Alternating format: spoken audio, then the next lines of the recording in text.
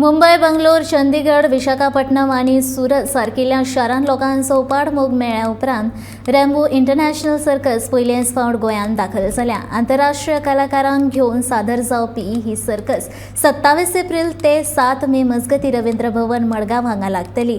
वट्ट 120 मिनटांच्या ह्या सर्कशींत हेर देशांतले तशेंच भारतांतले कलाकार वांटो घेतात, अशी माहिती ह्या सर्कशीचो धनी सुजीत दिलीप हांणी दिली. जनरेशन उदक आहे रॅम्बो सर्कसचा. आमची बेस पुण्यातली बेस आहे, महाराष्ट्राची.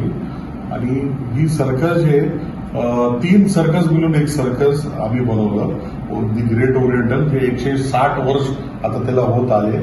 ब्रिटिश काळाचं पहिल्यापासून होते ग्रेट ओरिएंटल सर्कस.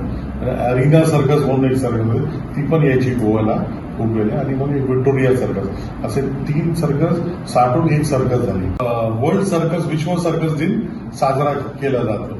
तर आम्ही दरवर्षी करतो, ते 1 महिनापर्यंत चालतो ते साजरा. तर यावेळी कोविड नंतर आम्ही असं केलं की काहीतरी नवीन करू.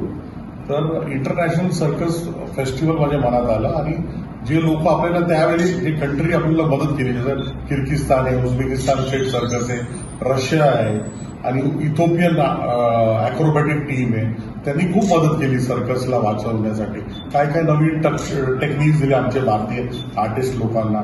तर त्यामुळं आता आमचे 2 टीम आहेत जे थिएटरमध्ये परफॉर्म करतात. आणि हे प्रयोग आता आमचे इंडियन जे कलावंत आहेत ते आता चंदीगडला होते, तर ते आता विशाखापट्टणमला गेले. आणि बँगलोरमध्ये जे फॉरेन आणि इंडियन आमचे मिक्स फेस्टिवल जे ते आता इकडं आला आणि याच्यानंतर मुंबईला झाला. असं 3 सिटीज सिलेक्ट केले यावेळी. शो रवींद्र भवन फटोडा मडगावमध्ये आहे. आणि हे 28 एप्रिल पासून 7 मे पर्यंत आहे. आणि मंडे टू फ्रायडे जे आहे ते आपले 3 शो आहे, 1:30, 4:30, 7:30.